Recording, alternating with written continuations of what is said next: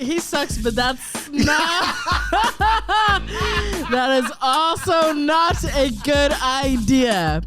I will. One thing I learned, I mentioned this on the last episode, but one thing that's the last episode. Or I mentioned this on a different whatever. When I went international, I quickly learned that I definitely am an international girly. Okay. I don't like traveling internationally, if that makes sense. No, because that long flight, you're not with your comforts. You can't. Yeah. And like there was no a lot of domestic flights. They have like an outlet that you can plug in.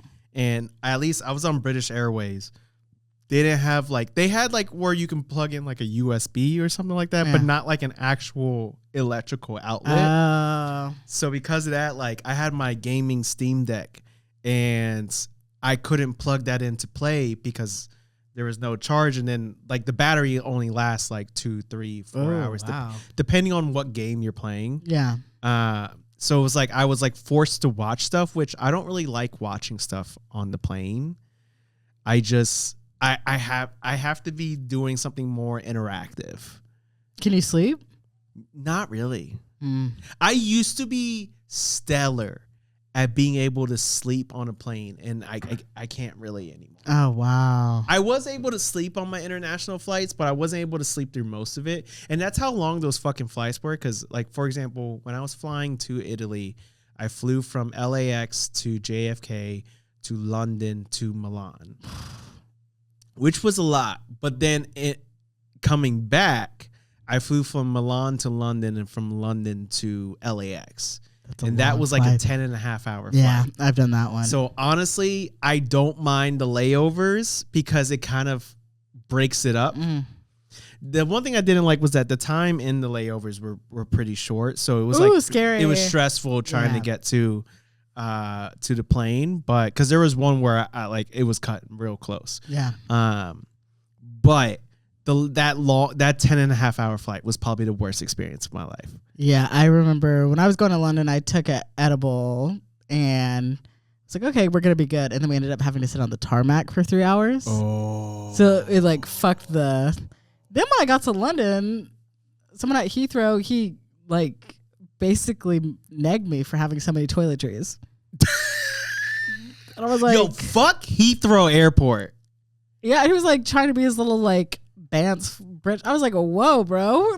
Excuse me, but yeah. I went through Heathrow, and even though I followed the guidelines of putting all of your liquids in that clear bag and all of that shit, I did that, which apparently you don't even have to do anymore. They upgraded their machines, but I did all of that. My bag got flagged, and the guy was the British guy was very kind. But he was just I'm so sorry, I'm going to have to go through your bag. And he's wiping the thing. And he's oh, I'm still not finding what's triggering it. And he's I should have just been if you're looking for the toiletries, they're right there. Yeah. But he ended up undoing my entire bag. Oh, no. Which then I'll never forget because shout out to my girlfriend. I love you so much. Sorry to put your business out there. She went to Amsterdam. So she met me from Amsterdam in Italy. And she... I forgot to give her because she left it, and when I went to go pick her up to take her to the airport, I meant to bring her vibrator, and I brought her the wrong one. So she was well, what's this the right vibrator for Amsterdam? I'm dying to know. Well, the wrong bikes one, aren't doing it. Well, it was because the one that I brought was broken. Oh, damn. So it wasn't even weaponized incompetence. It's okay. I don't know why I'm just trying to. Listen, you're not coming if I'm not around. Yeah, exactly. Oops, it's broken.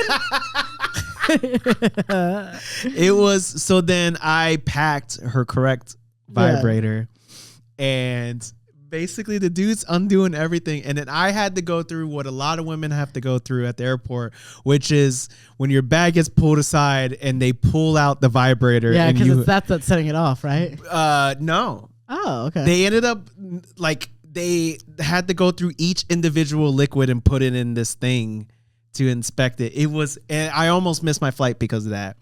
But I had my moment that a lot of vagina havers experience, which is having to explain to a TSA agent that this is a vibrator, not a weapon.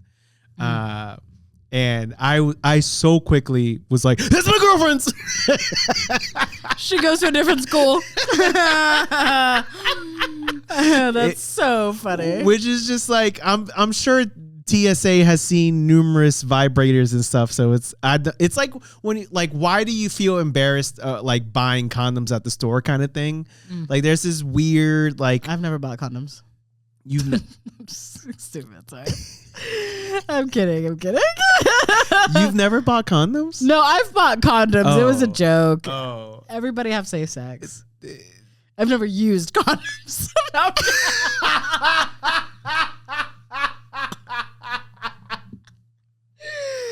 Oh my gosh. Okay. Listen, condoms in my house are like the fire extinguisher in buildings. All right. You break the glass in case of an emergency.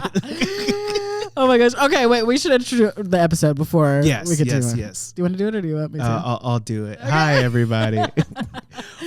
Welcome to the Down Bad Show, the show about the good, the ugly, and the down bad of life. This is a podcast for the loverboys, the crashout cuties, and the hoes on the path of healing.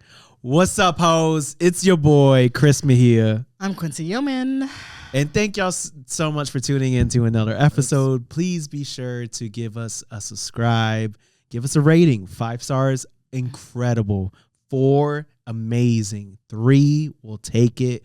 2, that's rude. 1, you're somehow making me more attracted to you. But the point is, give us a rating. Give us a comment on the episodes.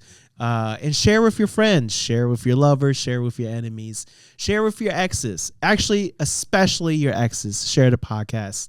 But thank y'all so much for tuning in, and we appreciate your support. And we just want this podcast to grow by you sharing. Thanks, Chris. I love it. Ariana, our friend, comedian, very funny. Shout out. Ariana was like, you and Chris are like too opposite. Like, I was like, we are. It made me laugh so hard. Know what's more embarrassing than a vibrator to explain? Once I went to the airport and my dad had given me a whole bunch of ham to take back. Wait. Yeah, because he like had this like Christmas ham. This is like I was traveling back from the holidays, so he like put them in the like super sealed bags. So like the top layer of my suitcase is just like ham. Wait, what kind? Like sliced ham? Like sliced, but like from the thick cut. Like it was home slice. You know what I mean? So he filled with the top of ham. I go through TSA. It makes it go off. He opens it up and like ham literally just comes fucking tumbling out of my suitcase. And I was like, I would have rather you found like 1,000 dildos than see like ham just like coming out of the top of my suitcase. And then they were like, oh, you know, sometimes food looks like bombs. And I was like, I'm being fucking pranked right now. There's no way. There's like 10 pounds of ham. You're like, this is a bomb for sure. That was yeah. Oh my gosh, so bad, so bad. I'm sorry, but just because I know you said slice, but I'm picturing like a huge thing of ham. It was basically that, but cut up like individual. Just it looked like ham was like coming through like a dollar machine, getting counted. They're like those money guns. Yeah, it was like a money gun of ham out of my suitcase. TSA, and I'm like, well, this is way worse than It was very much. I'm so glad I didn't, because there was a split second where I contemplated bringing edibles, but I'm too nervous to fly. You're too brown to do that. Yeah. Another London story. Whenever me and my friends went, one of our friends, another comedian, very friend, Jill Siva, she had this like baggie different types of gummies, an assortment of pills, nothing in bottles. I mean, it looked like just like a grab bag of pills and edible gummies.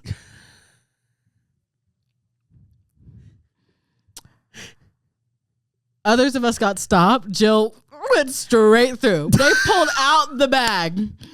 I mean, like gummies in the bag, all of it. I'm like, you don't know. It's like it looked like it was like Viagra, Perks, like whatever. It was just like a ton of. I mean, like I feel like she could have literally had like baggies of powder in there, and they were like, oh my gosh, right? It was so funny. I was like, edibles of different shapes, sizes, and colors.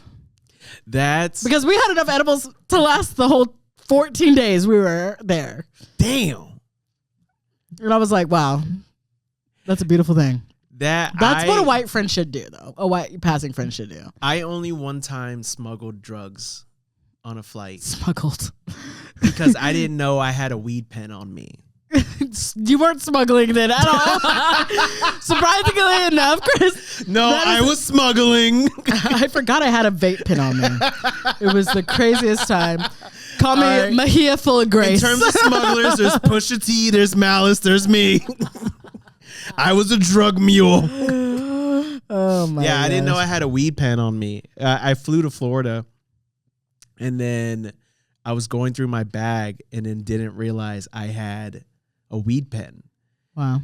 And for some reason, I wasn't like, "Oh, I'm just gonna throw it away," because you can get a million of these in Seattle. I was like, "Well, I have to fly back with this," and I was so nervous about it, and.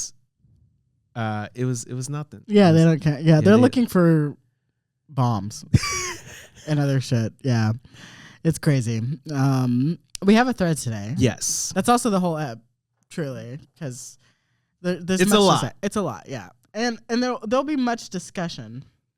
Yes, I have the thread ready. Okay. So this thread, by @SexWithAshley, goes. This is multiple threads. Unpopular opinion: Love is Blind is actually very accurate about what dating looks like in real life. Not because the experiment makes sense, but because the people do. So much of dating is folks wanting to be chosen so badly that they ignore the red flags, force connections, and settle for stuff they know deep down doesn't fit. The longing to be loved, picked, and partnered up will have people calling chaos, in quotes, chemistry, every single time. Then there's the lack of therapy, and I mean that respectfully, but also she didn't. But she also says, but also not. The internet. I love how often people are saying respectfully. It's like that fucking Talladega Nights bit. It's like you cannot say that and then say whatever you want after that. That is how we are like generationally using respectfully right now. And it's like respectfully, you're a fucking cunt. Respectfully, you're a dumb fucking bitch. Yeah, true. Respectfully, of course. So funny. Because half the mess we see on the show is what happens when unhealed people date from their wounds instead of their wisdom. People are out here looking for marriage when what they really need is self-awareness, boundaries, and a good therapist. A lot of people are not falling in love with the person. They are falling in love with the idea of finally having somebody. Shout out to Brittany on this latest season of Love is Blind. With someone being able to say, this is my man or this is my woman, that desire will make people attach fast and ask questions later. Then when real life kicks in, you realize attraction was service level, values don't align, communication is trash, and nobody actually knows what they want. They just knew they didn't want to be alone. Oof. That's why the show works. It's not really about love being blind. It's about how many people are dating blind. Blind to their patterns, blind to their incompatibility, blind to their own desperation, and blind to the fact that wanting a relationship is not the same thing as being ready for one. And that's the end of our show. Thank you, Sex with Ashley.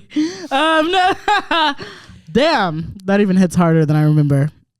That is, I don't think I've seen something that more perfectly encapsulates not just Love is Blind, but just dating in general. It happened. Okay, so like I said it. So first and foremost, let's establish you've never seen the show. I've never seen the show, but I am a fan of the first little interracial couple that's still together. Yes, from season 1. Season 1. Yes. I've seen their TikToks come up in my algorithm, or have come up. They are cute. They're very cute. They are cute. And I was like, I looked them up and I saw the scene where like they met each other, and those two did not play about each other from the jump. No. And that also, so once I saw that, and then I've heard every season after that, I was like, I don't need to see this because it's the show doesn't work. But it's like, but how did they hit it off the first season? Must have been like the fluke. I think the first season worked because it was so new, and they got, in comparison to every other season, they got the most real people. Like they got genuine people. Okay. Whereas I think every dating show, it gets to a point where the show becomes so famous where people are more trying to be the character on the show, maybe? Trying to be the character, trying to like be a certain version of themselves because they know if they're negative, they're going to get blowback. And everyone's trying to be an influencer. Yeah. Whereas that first season, this is a brand new show, and these people were being there. There was a white woman named Jessica who had her dog drinking wine out of her wine glass. Like in the first season? In the first season. See, that's what I'm trying to say. But the people who won, her name was Lauren, right? The girl? Yes. Lauren? Yeah. And then the guy, I don't remember his name, but he got like black wifeified. Oh, 1,000%. Because I was like, whoa. And then I went and looked. I was like, good for you, girl. The black wife effect is real. The black wife effect is real. And I was like, good for him. He's a scientist. He saw, but they were very cute. I can see that big, because also it's like first season. Yeah, people don't know if people will watch, right? It's like it's all a trial. Yes. And even since, because that first season was pre-pandemic, right? It was like literally, it was right before the pandemic. Yeah, and then so also a lot has changed since then. Yeah. So because of that, it's very much where, like, that's, as much as I love reality TV and I love reality TV dating shows. Okay. It's my favorite form of reality TV. Really? Okay. It's very much where a lot of these shows, they fail to recapture the magic of the first season because at the end of the day, this is why reality TV in all forms was better before social media, because no one was thinking about being an influencer. Right. Or like, oh, this is jump starting a career. Exactly. Of some sort. Truly people were at their most authentic selves and unhinged selves before like social media was a thing. Now you can, oh no, go ahead. I was just gonna say, I think that might be dating show reality specific. Okay. Because I think other reality shows that require game or something, you'll still get the social media blowback, but it's like, oh, your physical toughness. Yeah. There's other aspects that have to go into it to make it. But dating specifically, that's a different thing. Yeah, because it's very much, you can tell on reality TV dating shows people who are genuinely toxic, genuinely kind, and people who know how to play the game to appear like it, the same way of like when you're in a job interview and you kind of like don't really fully show your personality. You show the smallest percentage of your personality. Yeah. You're not doing 9/11 jokes in the job interview. No. Like it's very much like a TV version of that, where you can tell, like you'll usually see this with mostly like men, where it's very much where they are so clearly not into the woman, but they know that if they say that, they're going to get lambasted as a villain. So they play along, try to appear as the good guy. Yeah. And then at the end, find some reason to not end up with this person. Well, I did see that. Was this from the Love is Blind? The guy who was short and then telling the girl who she was like too fat? Or he liked a girl who worked out more. Yes. Was that Love Is Blind? That was his latest season of Love Is Blind. She was like a doctor, right? Yeah, she was a doctor for like contagious diseases, something like that. Oh wow. So epidemic. And like she's a beautiful person. Yeah. And this guy was like, "Oh, which is he was like, I like girls who like do Pilates and work out every day or something, right? Yeah. Yeah. And it was like, and he's the most regular looking dude. And like, I'm sure maybe he takes off his shirt, he has a 6-pack, whatever. But it's still like, yo, your girl is a doctor. You're about to marry into doctor money. And you can't just like, and she like. She was beautiful. She was beautiful. Yeah. So that was the other thing too, where it's like, are you that obsessed with, like, are you that superficial where you need abs? That's also just a crazy expectation. Mm-hmm. That's a crazy expectation. Oh my gosh. Like it's one thing to be like, fitness is very important to me, so I want to share fitness with my partner. Oh yeah. Yeah. That's different, but that is not the angle he was going with. No. I saw that and I was like, yeah. But anyway. And even then, she was upfront when they were in the pods of like, that's not what she be doing. So it's not like, oh, she lied to him or something like that. Like if it was really that important, he should have asked those questions. But very much like he was just upfront about his shittiness. There's usually some dudes in reality TV where they'll hide their shittiness because they know they're gonna get like railed online. Yeah.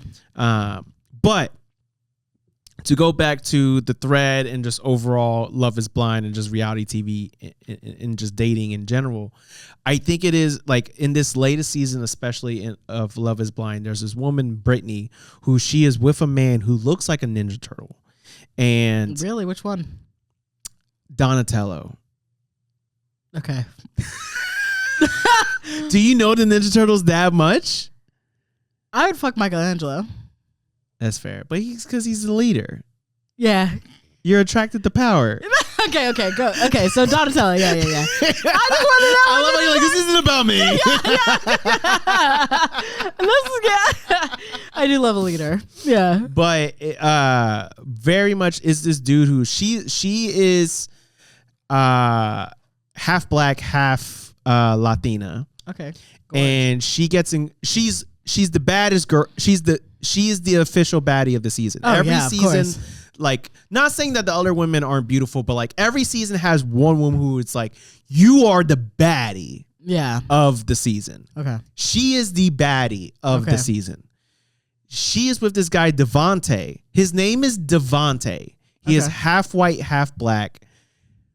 He is very, very light-skinned. His name is Devontae. You can tell he is one of those where he considers himself more white than. Because when he saw Brittany and saw her skin color, he legit goes, I've never dated a woman of color before. You are half color. Take your time. Oh. Okay. Just go on. You are half color and your name is Devontae.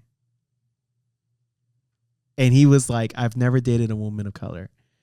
And then now, spoiler alert, they're broken up.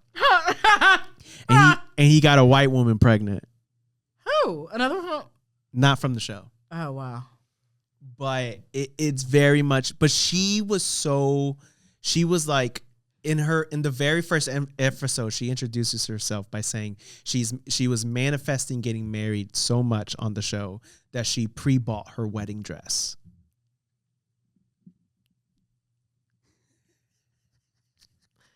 He sucks, but that's not. That is also not a good idea. Yeah. Okay. Listen, two things can be true. Two things can be true. And yeah. And throughout the show, it's so clear and obvious that he is not into her. So, like, for example, she has to ask him multiple times, hey, can you tell me that I'm pretty? Can you tell me that I'm beautiful? And he goes, well, if I'm being forced to do it, I don't want to do it. How did she get out of the pod with this guy? Was he hiding it before they got out of Well, these because pods? he was affectionate in the pods because he probably thought she was a white woman. Because her name was Brittany? Maybe. I don't remember. A lot of the pods is honestly like the pods is like honestly the least interesting part of the show. Yeah. Because a lot of it is just like fluff. Right. Wow. If I'm going to be forced to do it. So wait, okay. Can you tell me a little bit more about the premise then? So they get out of the pods and how much time do they spend together? So yeah, let me take a step back. So basically, Love is Blind. They get a bunch of these singles, and they're in these what they call the pods, where basically it's like these rooms that are connected to each other, and there's like a little kind of window that they can't see. I have through. seen those. They look comfy.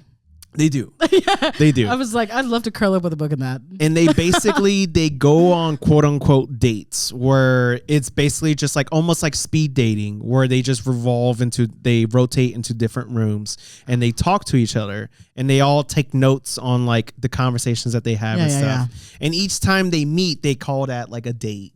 And that they're dating multiple people. It's every single time they're like, oh my, like they'll like meet people who they dated in the pods and called them exes, and it's like you have never seen. You are not.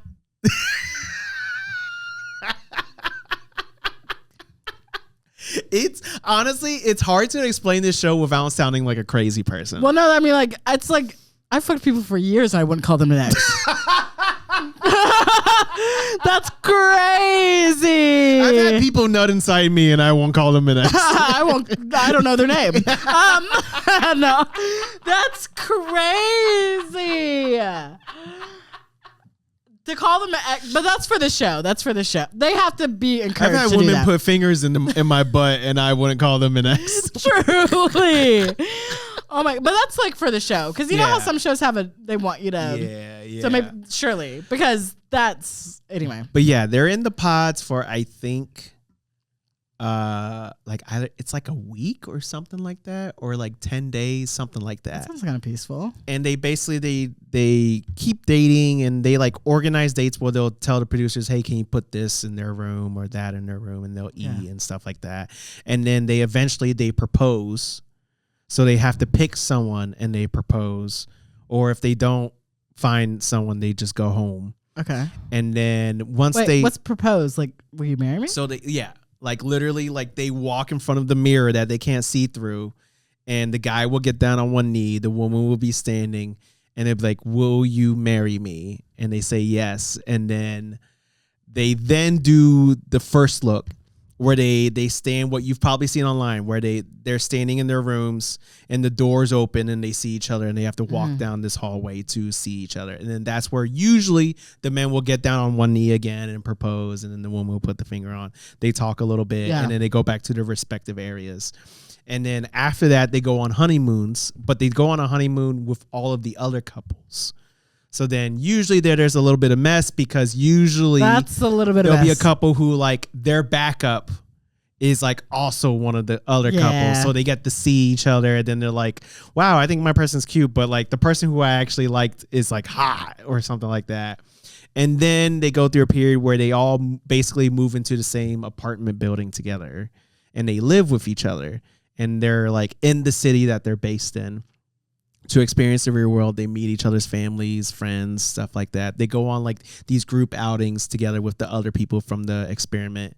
And then the show ends with the actual weddings, where they walk down the aisle, and then they say their vows, and then they have to choose if they're going to say I do or not. And then if they get like for real married, or they don't. But basically, over the course of the show is like maybe a couple months max. Okay. So Love is also ill-informed. Love is ill-informed. And like obviously the show, shout out to a homie, New York comedian Akeem Woods.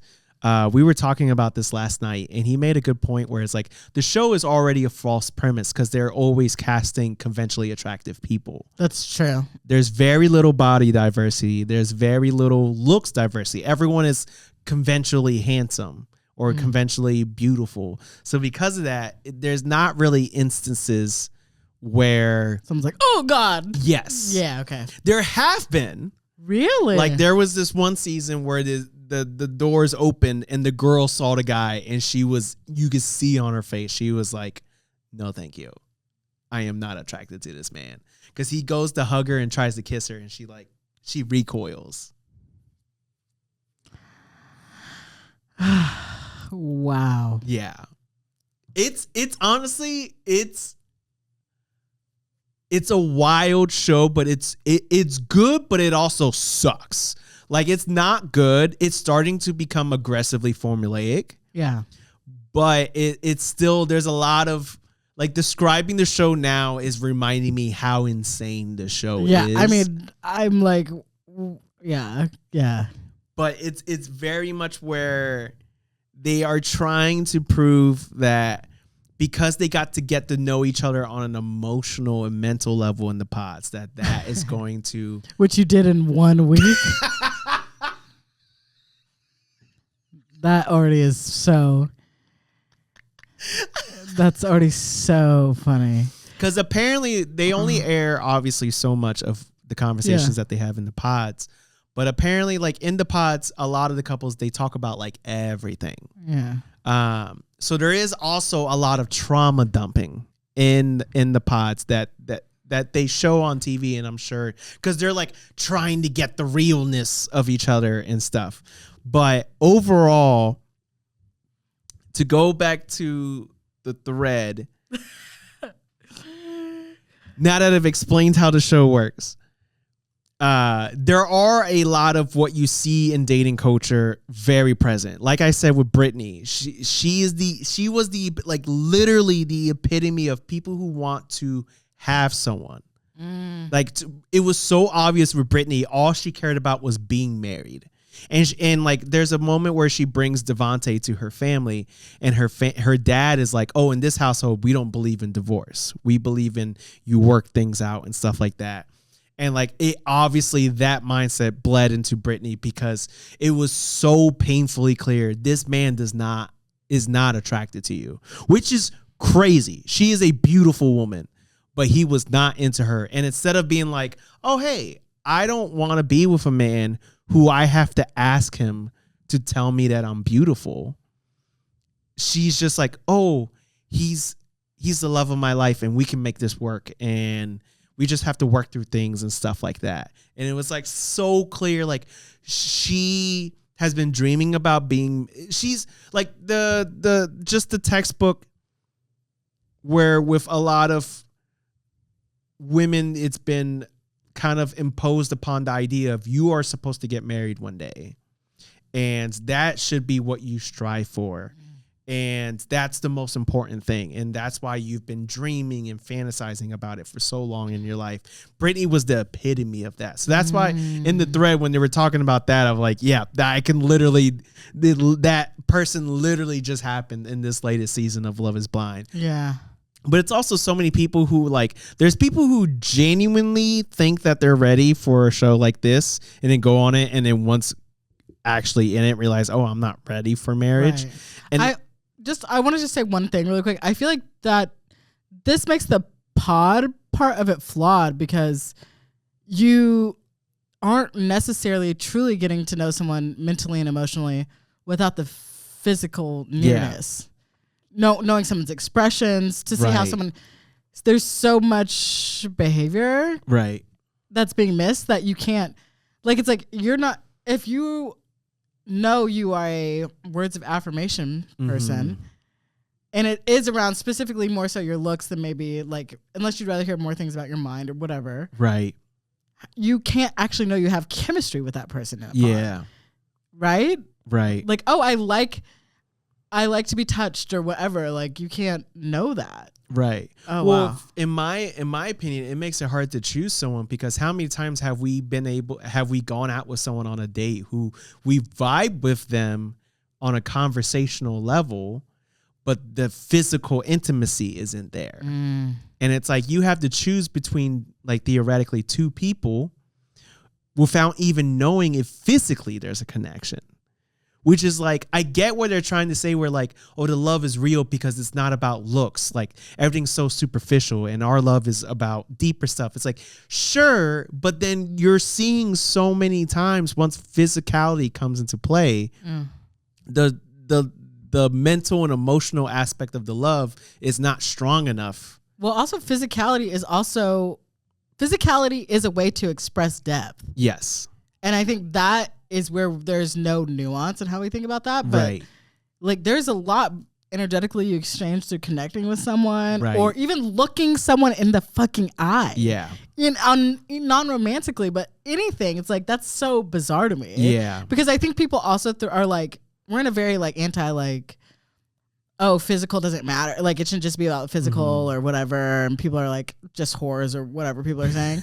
You know what I mean? But I feel like there's a lot of that lately. Like, oh, like body count shit is coming up again, right? But it's like, it's not even necessarily about sex, but like truly being physically near someone. Like we were talking about a few episodes back, the way someone smells. Right. You know, like you're not going to know that. Right. You know? So anyway. Right.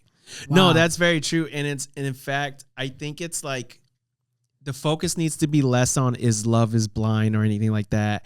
It needs to be more of, because you see it so often in reality TV dating shows where like, so for example, Married at First Sight is one that I like to watch a lot. And do you know the concept of that show? I mean, it's obvious. The concept of that. So basically they are matchmakers, match people up, and who are supposed to be the perfect match. And they first see their spouse at their wedding day at the altar. And then they get married. And then they have to be together for like a couple months. And then at the end of it, they choose to either annul their marriage or stay married and leave the experiment married. It is fantastic television. I'm watching the Australian version, and it's truly some of the greatest reality TV I have ever seen in my entire life. It's so fucking good. But the only reality dating show I like is Love on the Spectrum. See, that one's I don't watch because it seems I'm a messy bitch, and I need to watch toxicity. Okay. I don't want to see good, healthy relationships. Well, they're not always good and healthy. I mean, but from what I hear, it's a very wholesome show. Well, I think I date more like Love on the Spectrum than a dating experience.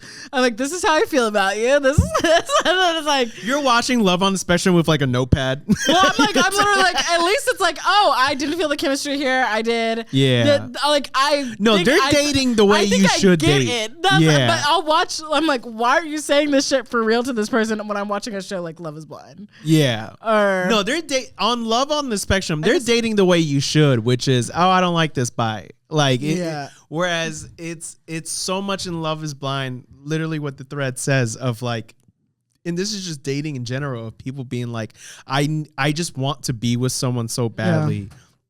I'm going to ignore these clear and obvious red flags. The chaos for chemistry. Or just like knowing that there's a major area where they're going to differ and just being like, well, we're just going to avoid the conversation because I just want to be with someone. I just want to be with this person. And it's I bring up Married at First Sight is because oftentimes on that show, someone is matched with who they need, but because they're not who they want. Oh, there's a disconnect. I might watch this because I have opinions about that. Damn. It because that's so, you see it so much in reality TV where people are like, oh, like my type is this and it never works out and I'm tired of dating bad people, so I'm ready to explore. And then they find someone who meets what they need, but because they're not their type, externally, right, they aren't fallen, like they're not madly in love. And like, for example, you see it on Love is Blind where so many times the couples will be like, oh, in the real world, I wouldn't date the person who I'm engaged to. I would actually date so-and-so. But, you know, we have a connection and, you know, maybe this is what I need. And then by the end of the show, they're like, no, I want what I want rather than what I need. And like, it speaks to like the fact that people are so not in therapy, because if they were, they would realize, oh, this person's who I need. And like what I want hasn't worked out. So clearly I should stop chasing what I want. I need to chase after what I need. And it just happens so much. Well, also your wants and needs should be the same. And that's a sign of being unhealed. Yes. Yeah. Elaborate. Well, I mean, what do you mean? What I want, what I need. I mean, at some point, those have to merge. I mean, I see what you're saying. But I also think were you a switch up where you start to want what you need.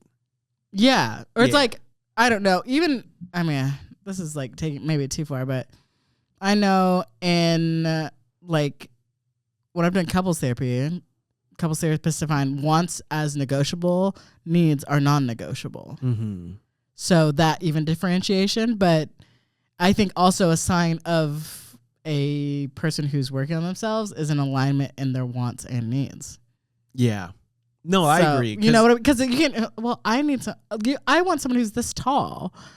Well, also, but I'll ignore the fact that I actually need someone who will support me if I get cancer. Yeah. You know, like what? Like I need someone who can show up to help me take care of my sick mother. I need someone who does bring this level of like romance or whatever. It's important to me to have words of affirmation, or whatever, to feel connected. I need this to feel connected to someone, that's like totally a different thing. But yeah, people are just using that like, well, yeah, I think you only go on Love is Blind. I mean, it sounds like in these newer seasons, if you haven't been to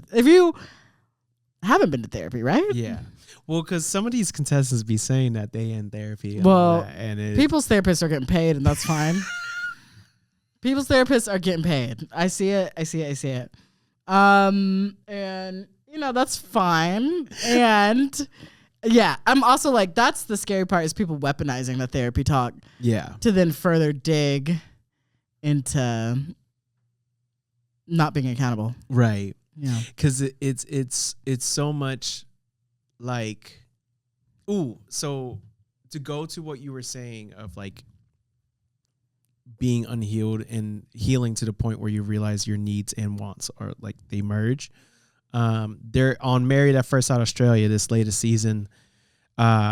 There's this woman, Alyssa, who's clearly unhealed because her husband is basically like what she needs and what she claims she wants, which is this man who's secure.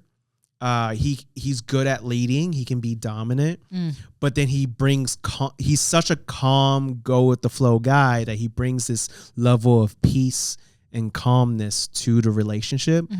And she's so used to constant toxicity and like drama and stuff like that, where she just keeps being like, no, everything's great, everything's perfect, but like there's just something missing. There's something missing. She's mistaking it for like a lack of passion. Yes.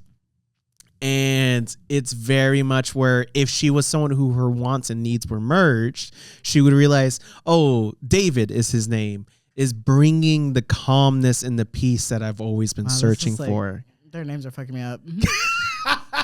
Anyway, if it fucks you up even more, Alyssa is a blonde little white Australian woman, and David is a black former rapper. Man, that's crazy. But yeah, I feel like I've done a TED talk, but it's very much. I'm engaged. I'm following. But it just happens so much on reality TV, like dating shows, where it's just so much of, it's so clear these people are unhealed and they're being forced with the nation watching to have to come to terms, or they choose not to come to terms. Like there's so many people who are like, I've been the victim in all of my relationships. Like I'm just looking for love. I just want to be treated right. And then they end up being the villain in this relationship with the whole nation watching. And like some of these people are like, yeah, I did wrong and I'm going to try to learn my lesson. I'm in therapy now. And then there's some where it's just like, I did nothing wrong. I'm with a better man now. This and that. Like there's in the Seattle season of Love is Blind, I forget her name, but there's a woman who was with this guy named Marshall. Marshall was a great dude, and she was a toxic piece of shit. And then at the end of it, instead of learning her lesson, she like dates the basically who her backup man was, because she's like, this man's a real man and he's leading and he's being dominant, and that's what I need. Marshall was too passive, too much of a nice guy. And then fast forward, they break up and she's just like, oh, believe people when they show you who they're real, like they're real, something like that. And the word went like, believe people when they show you their real self, whatever the thing is. And everyone was like, no, girl, you had a great man, and then you left him and then bragged about it. And then when the man that we all told you was a toxic piece of shit turned out to be a toxic piece of shit, now you want sympathy? Like, no, go fuck yourself. Like, that happens so much on these shows. And one of my favorite things is watching hot people get heartbroken. Well, that explains the whole thing. That explains the whole, all this other stuff. Oh, I like watching shows about dating. This is the root of it. Okay. It's I love it so much. You're working through your trauma, your past trauma. I am. It's a little bit of revenge. Damn. Yeah. So it's all of that to say the thread is on point. I forgot we were talking about the thread. I'm like, what is fucking happening on TV? Wow. Because do you watch reality TV dating shows? No, I watch more. I like Traders. Okay. Yeah, I've seen that. Just the last 2 seasons, actually. I've watched.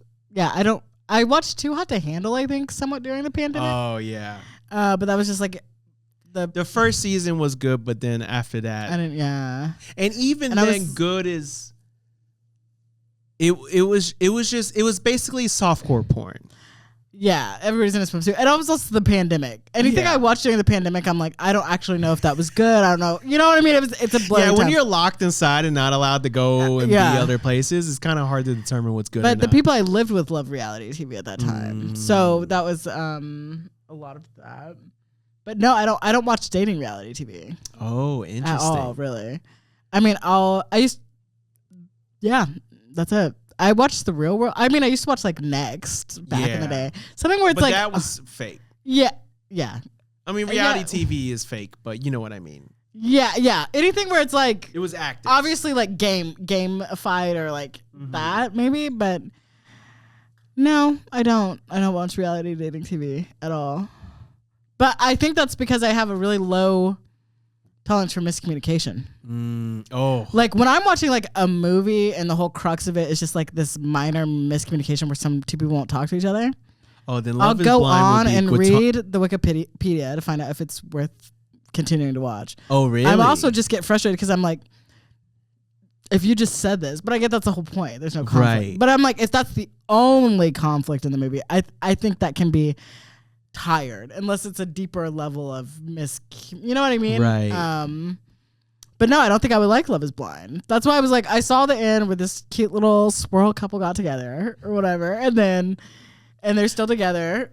Very cute. But yeah, I don't think I could do that. Because one, I would be like, yeah, I couldn't do that. I mean, I'm also just too direct for any I would never be on a dating show for one. I'd be too direct in general, but no, I hate that shit. It's so much, literally so many problems in dating in general, but especially on reality dating shows where it's like they have a serious issue and this could be solved with a simple conversation and they just refuse. Well, like when I was single, I liked dating and I was good at dating. And yeah, I still have friends who are single who ask me for like dating advice, what they should say, etc. Because I was genuinely good at dating because I communicate. Yeah, it's so funny. Once I started like when I started seeing my sex therapist and started like experimenting with communication. Not experimenting with communication. Oh my God, that's the title of the episode. Experimenting with communication is fucking crazy. Since I learned how to talk at 3, but when I was 33, 3, I decided to start experimenting with my communication.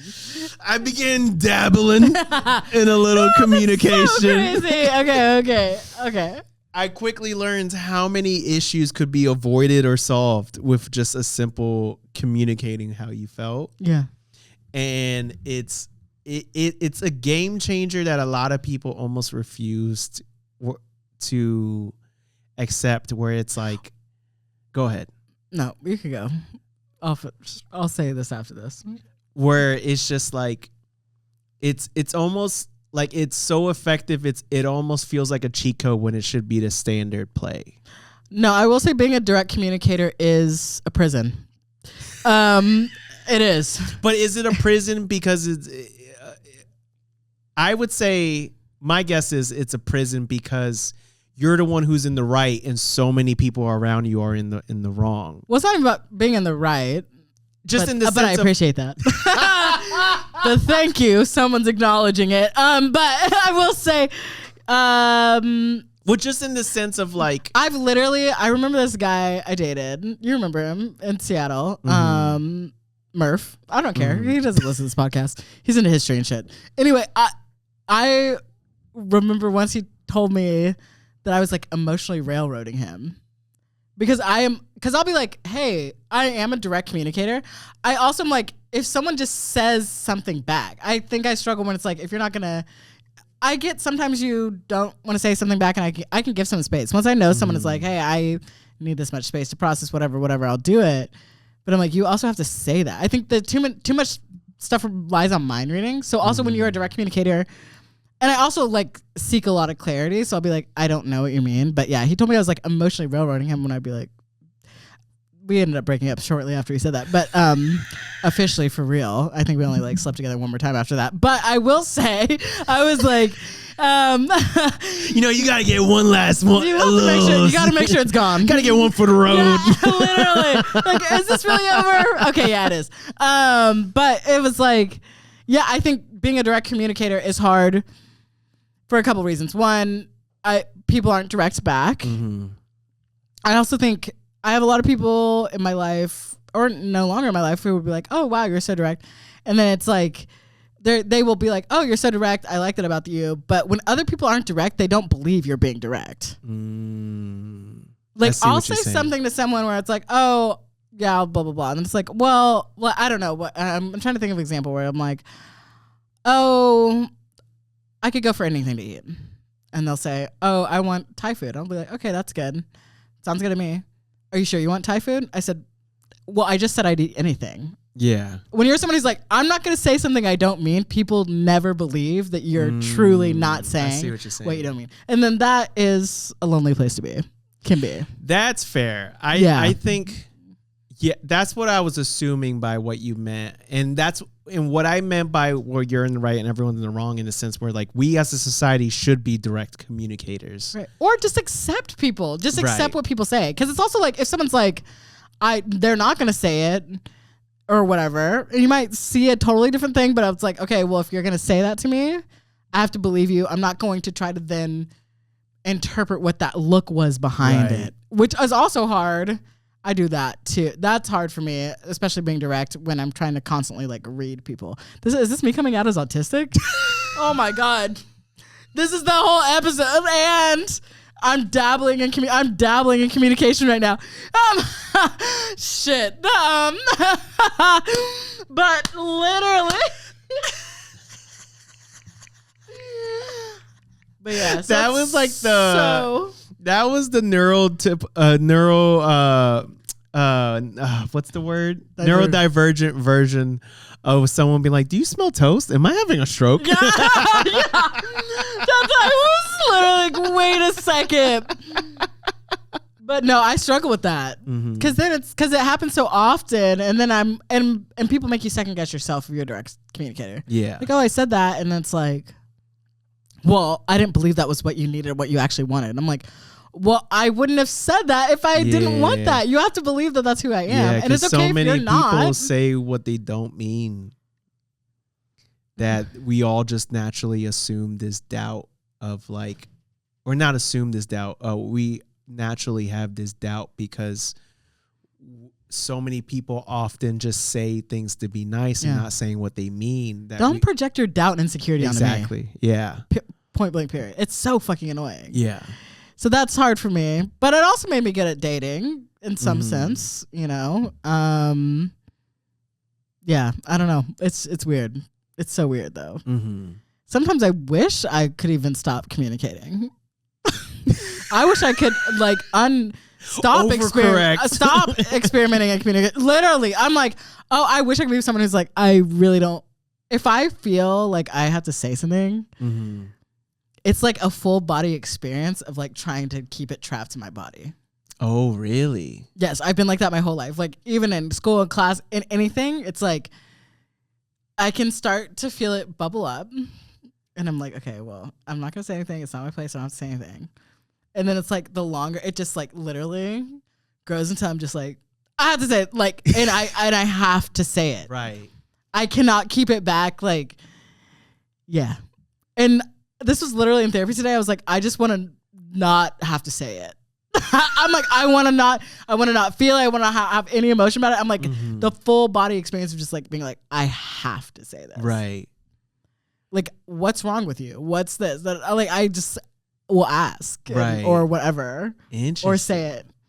Yeah, so it's a problem, and I am trying to change that about myself. So, but yeah, you know what? That's the difference between you and the people who are going on these shows, of recognizing, oh, this is something I need to either work on, or something about myself, or something that I want to hone and work through, versus a lot of these people go on these shows thinking I'm a finished product, and then go on the show and slowly realize like, oh, there's nothing better than witnessing someone realize they've been the problem this whole time.